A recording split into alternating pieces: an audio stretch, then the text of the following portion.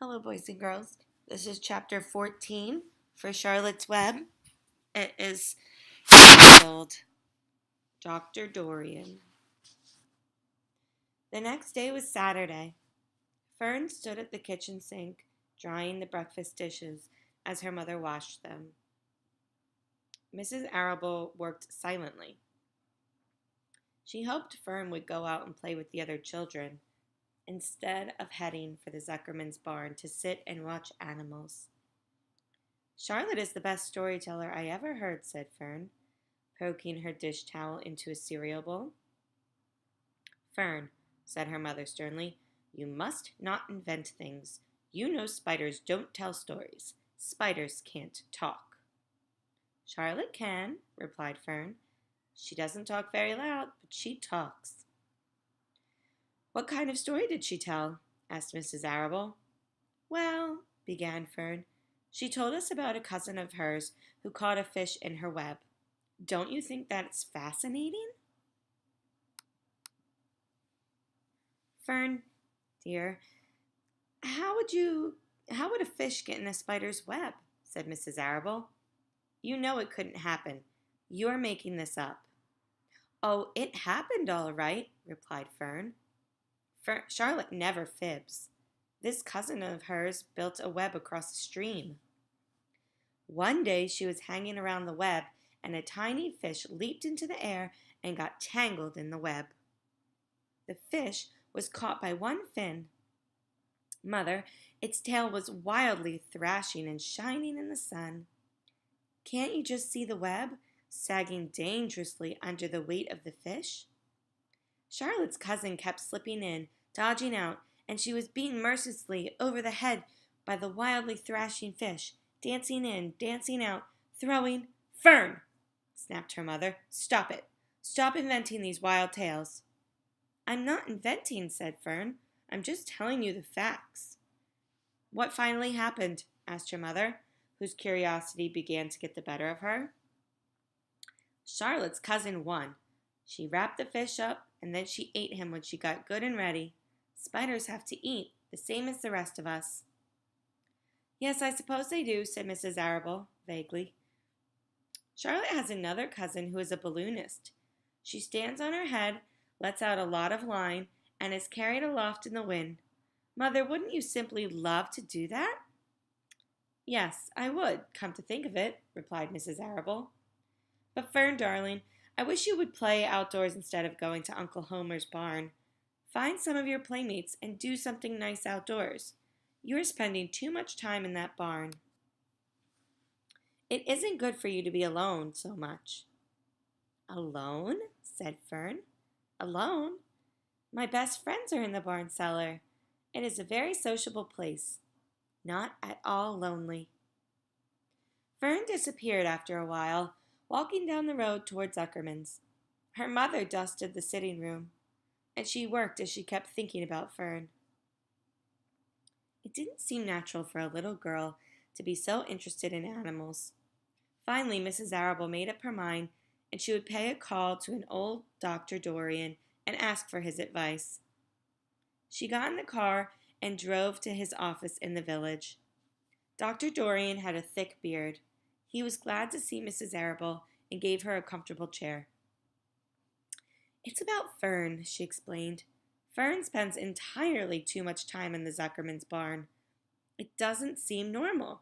She sits on a milk stool in the corner of the barn cellar near the pig pen and watches animals hour after hour.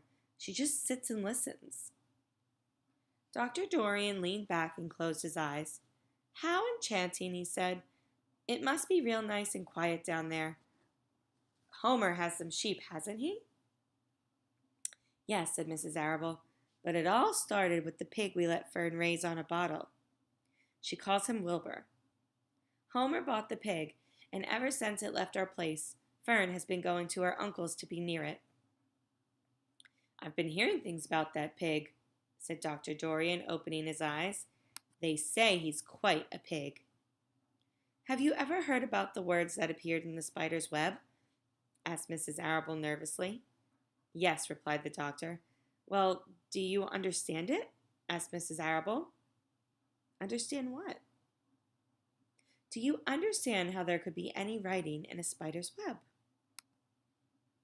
Oh no, said Dr. Dorian. I don't understand it. But for that matter, I don't understand how a spider learned to spin a web in the first place. When the words appeared, everyone said they were a miracle. But nobody pointed out that the web itself is a miracle. What's miraculous about a spider's web? Said Mrs. Arable. I don't see why you say that web is a miracle. It's just a web. Ever try to spin one?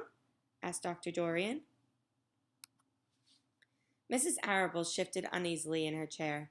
No, she replied, but I can crochet a doily and I can knit a sock. Surely, said the doctor, but somebody taught you, didn't they? My mother taught me. Well, who taught a spider? A young spider knows how to spin a web without any instructions from anybody. Don't you regard that as a miracle? I suppose so, said Mrs. Arable. I never looked at it that way before. Still, I don't understand how those words got into the web. I don't understand it, and I don't like what I can't understand. None of us do, said Dr. Dorian, sighing. I'm a doctor. Doctors are supposed to understand everything. But I don't understand everything, and I don't intend to let it worry me. Mrs. Arable fidgeted. Fern says the animals talk to each other, Dr. Dorian. Do you believe animals talk? I've never heard one say anything, he replied. But that proves nothing. It's quite possible that an animal has spoken civilly to me, and I didn't catch the remark because I wasn't paying attention. Children pay better attention than grown-ups. If Fern says that the animals in Zuckerman's barn talk, I'm quite ready to believe her. Perhaps if people talked less, animals would talk more. People are incessant talkers. I can give my word on that. Well, I feel better about Fern, said Mrs. Arable. You don't think I need to worry about her? Does she look well? Asked the doctor. Oh, yes. Appetite good? Oh, yes, she's always hungry. Sleeps well at night? Oh, yes. Then don't worry, said the doctor. Do you think she'll ever start thinking about something besides pigs and sheep and geese and spiders? How old is Fern? She's 8. Well, said Dr. Dorian, I think she'll always love animals, but I doubt she spends her entire life in Homer Zuckerman's barn cellar. How about boys? Does she know any boys? She knows Henry Fussy, said Mrs. Arable brightly. Dr. Dorian closed his eyes again and went into deep thought. Henry Fussy, he mumbled. Remarkable. Well, I don't think you have anything to worry about. Let Fern associate with her friends in the barn if she wants to. I would say offhand that spiders and pigs were fully interesting as Henry Fussy, yet I predict that the day will come when even Henry will drop some chance remarks that catches Fern's attention. It's amazing how children change from year to year. How is Avery? He asked, opening his eyes wide. Oh, Avery, chuckled Mrs. Arable. Avery is always fine.